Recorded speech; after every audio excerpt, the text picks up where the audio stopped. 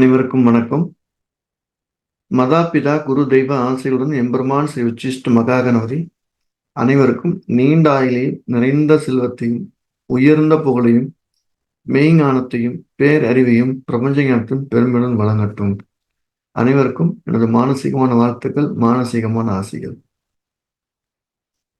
இப்ப நம்ம பார்க்க போற பதிவு 1ஆம் பாவம் 6ஆம் பாவம் அப்படின்னு பார்க்க போறோம். பர்டிகுலரா எதிரிகளை பற்றின விஷயத்த பார்க்க போறோம். ஜாதகர் அல்லது ஜாதகை குறிக்கக்கூடிய பாவம் 1. அவருடைய பலம் பலவீனத்தை குறிக்கக்கூடியது லக்னாதிபதி.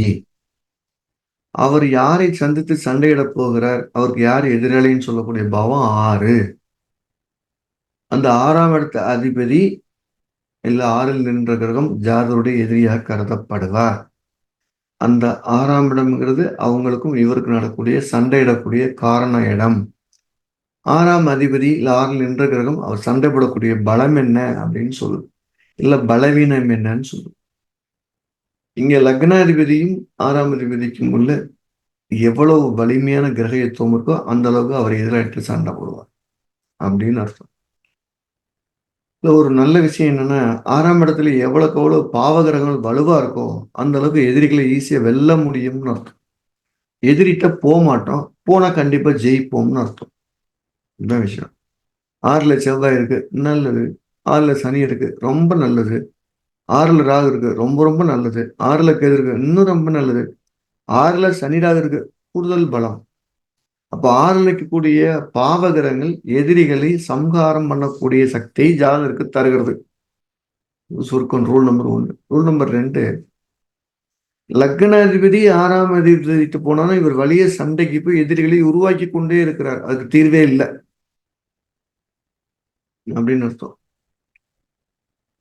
6ஆம் அதிபதி லக்னத்துக்கு வந்தா எதிராளி இவரை தேடி சண்டைக்கு வரான், இவர்னால பிரச்சனை, எதிராளினால பிரச்சனைன்னு அர்த்தம். இந்த எதிராளி எவ்வளவு வல்லமை மிக்கவனா இருக்கானோ அந்த அளவுக்கு ஜாதகருக்கு பலவீனமா இருக்குன்னு அர்த்தம். உதாரணமா ஒரு ஜாதகத்தை பார்ப்போம். ஒரு சிம்மலக்கண ஜாதகம், லக்னாதிபதி சூரியன் துலாத்துல நீசமா இருக்காரு, 6ஆம் இடத்துல செவ்வாய் இருக்கிறாருன்னு வச்சு. செவ்வாய் மகரத்துல இருந்து உச்சம் பெற்றிருக்கிறார் அப்படின்னா அவருக்கு எதிராளி ரொம்ப பலவானா இருக்கான்னு அர்த்தம். லக்கணத்தை விட 6ஆம் இடம் பழுதுச்சுன்னா எதிராளி ரொம்ப பலமான ஆளுன்னு அர்த்தம். அங்க நிக்கக்கூடிய செவ்வாய் தன் 8ஆம் பார்வையில லக்கணத்தை பார்க்குது. அந்த எதிரிவன் அப்படியே கண்ணுக்குள்ள வச்சு பார்த்துக்கிட்டே இருக்கான், எப்ப வேணாலும் தூக்கிடுவான்னு அர்த்தம். அப்ப இவருடைய எதிராளிகள் எல்லாருமே பெரிய ஆளா இருப்பாங்க, முரட்டுத்தனமான ஆளா இருப்பாங்க, பயங்கரமா இருப்பாங்க. இவர் பலகீனமா இருக்காரு. அப்ப இவர் என்ன செய்யணும், சண்டைக்கு போகக்கூடாதுன்னு சொல்லணும். சண்டைக்கு போனா நினைக்கும் அவனை அப்படியே தோசம் பண்ணிடுவானுங்க. ஆனா இவன் சும்மா இருக்க மாட்டான், அவங்ககிட்ட தான் சண்டைக்கு போவான். ஸோ லக்னத்தை விட 6ஆம் இடம் வலுப்பெற்ற ஜாதகங்கள் எதிராளிகளால் மிகவும் சீரழிகிறார்கள் அப்படின்னு அர்த்தம். இது டைப் 1.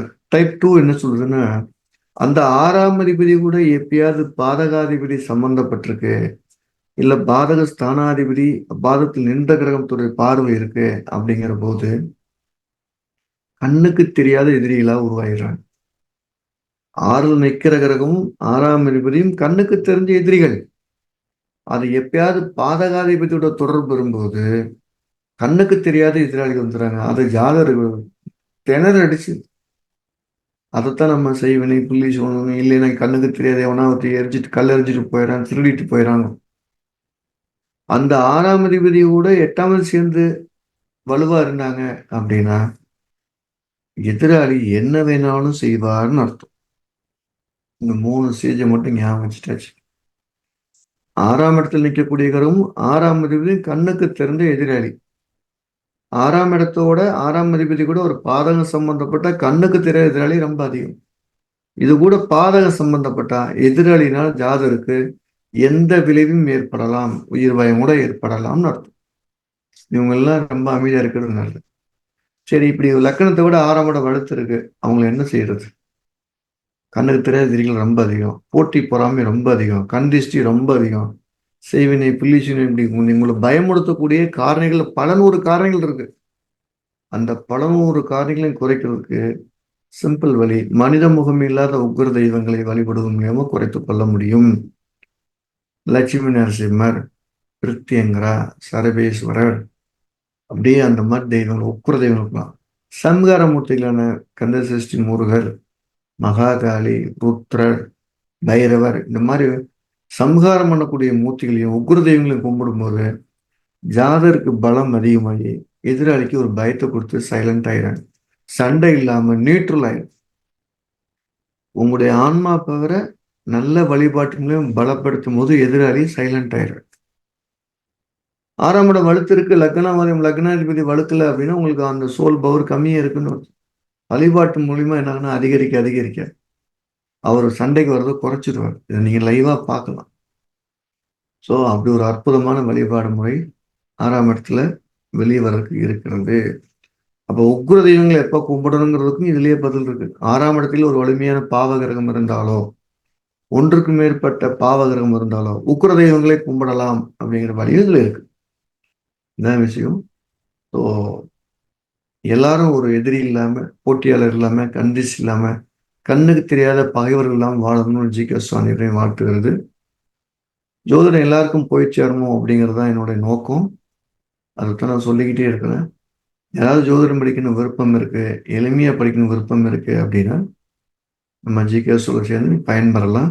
செப்டம்பர் மாதம் 29ஆம் தேதி ஆன்லைன்ல ஜோதிட வகுப்பு நடக்க காத்திருக்கிறது. படிக்கணும் விருப்பம் இருக்கவங்க கீழே நம்பர் தொடர்பு பதிவு செய்தலாம், படிக்கலாம்.